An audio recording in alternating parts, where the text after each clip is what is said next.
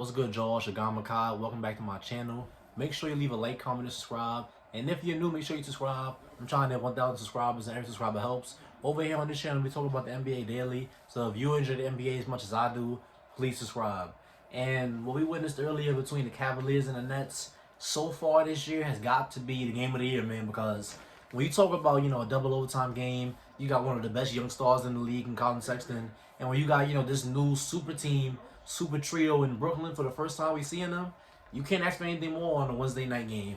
So this game for the Nets, it kind of went, up and down because they started off scorching hot, and the defense wasn't great, at any point in the game, but they started off offensively scorching hot. They started off 10 for 10, and then for the next 11 shots they were 0 for 11, and then it started to pick back up. But you see what happened was things got out of hand pretty quickly for the Nets because when the Nets shots aren't falling, they're not a team who can, string together a bunch of stops. So if the shots aren't falling and, they can't really guard anybody or any other team, it's going to be a recipe for disaster because Jeff Green is too small to guard somebody.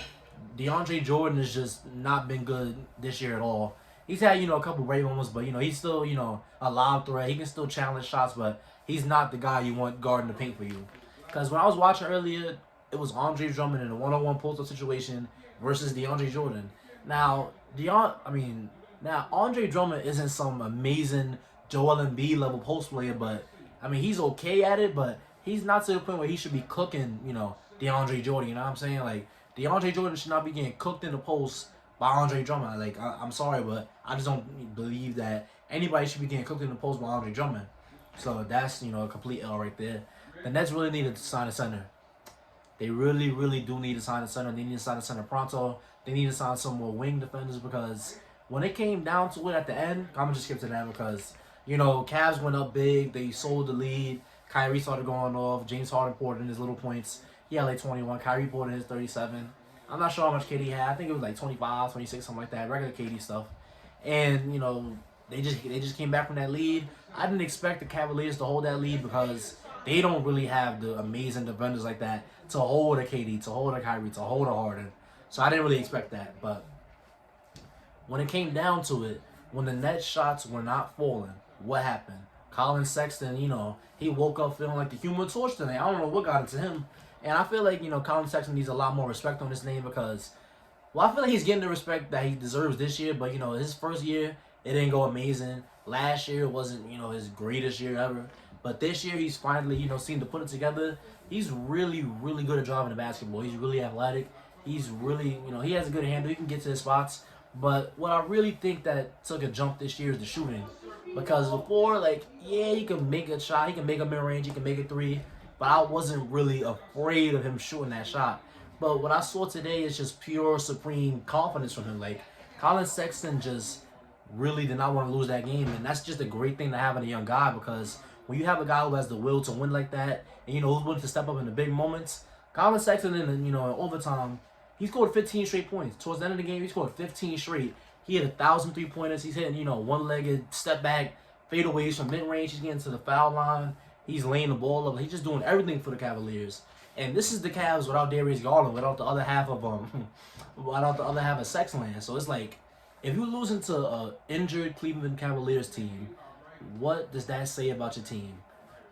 The Nets' philosophy this year is just offense, offense, offense. If the offense isn't working, they can't fall back on the defense. So we're going to see a lot of games like tonight that, it's going to be shootouts because if you notice, the Magic game was a close game at the end. The Bucks game was a close game at the end. And tonight it was a close game at the end. They just didn't, win.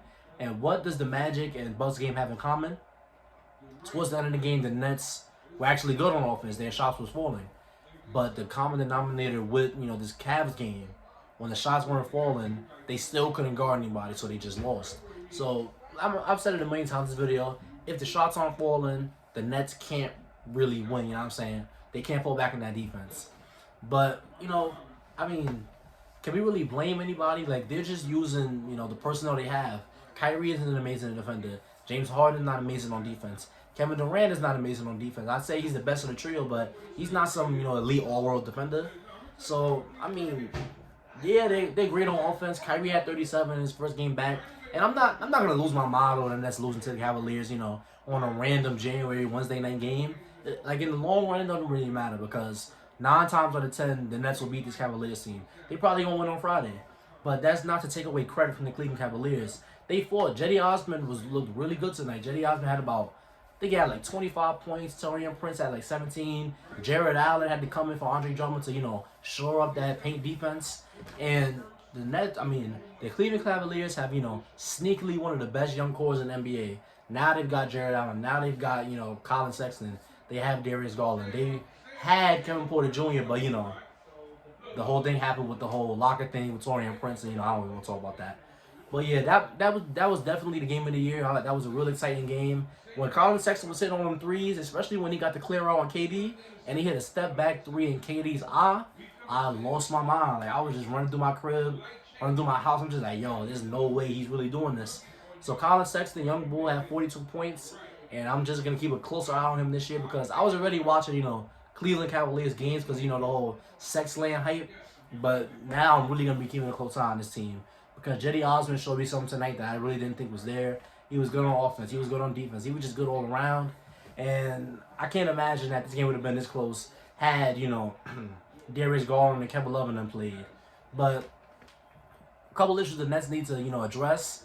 The rebounding, man, because there was too many times that the Cavaliers were, throwing up shots and they were just getting second opportunities. It was, too many offensive rebounds. And, if DeAndre Jordan's on the court and he's out of the picture in the paint, they're not going to get the rebound. Like, KD is not really going to be rebounding like that. James Harden's going to get his. He had a triple-double tonight, but when it comes to, like, real tall guys, center rebounding, they don't really have a lot of that. And the turnovers, man. The turnovers, I'm just going to count the turnovers to, chemistry issues because this is their first game together. But earlier in the first quarter, I think they had about 9 turnovers. And the turnovers kept piling up. And credit to the Cavs, some of these were, the Cavs getting in lanes, sloppy passes, and, the Cavaliers were, making them pay for it. And some of them were just, regular out-of-bounds passes that's being flung out of bounds. So I think that would be better, as this team meshes together and grows together more. And, I'm not really worried about the Brooklyn Nets. I think they're going to the finals still. But those are just a couple issues that I noticed. But this was a great game. You can't ask for a better game on a Wednesday night in January in the NBA. You can't ask for a better game than, a super team going against, one of the best young stars in the league. You can't ask for anything better. A double overtime game. But yeah, if you take to the end of this video, thank you. Don't forget to like, comment, and subscribe. And I'll see you on the next one.